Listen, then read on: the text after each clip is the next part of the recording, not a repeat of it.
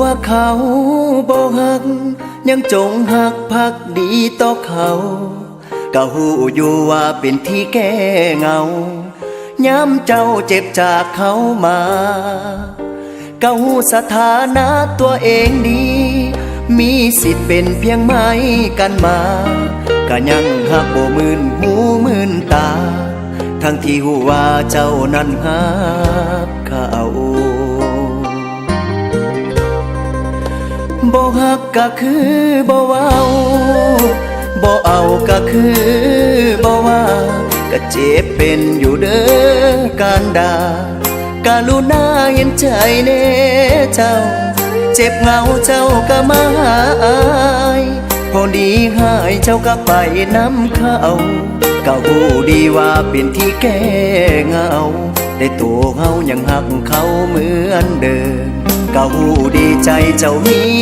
แต่เขาแต่ตัวเฮายังลืมเขาบ่ได้เลย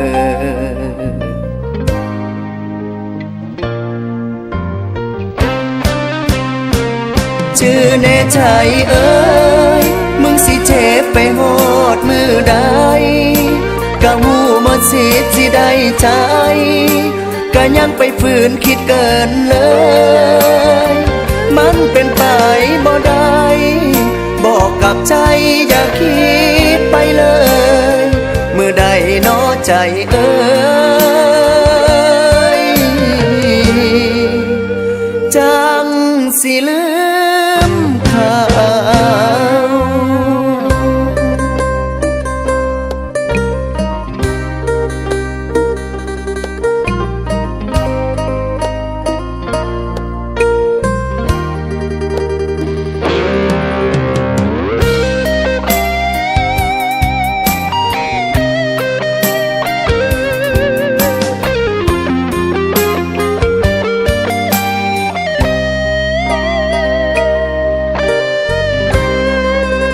บ่ฮักก็คือบ่เว้าบ่เอาก็คือบ่ว่าก็เจ็บเป็นอยู่เด้อการด่ากรุณาเห็นใจแน่เจ้าเจ็บเหงาเจ้าก็มาหาอายพอดีหายเจ้าก็ไปน้ำเขาก็หูดีว่าเป็นที่แก้เหงาแต่ตัวเฮายังหักเขาเหมือนเดิมก็หูดีใจเจ้ามีแต่เขาแต่ตัวเฮายังลืมเขาบ่ได้เลย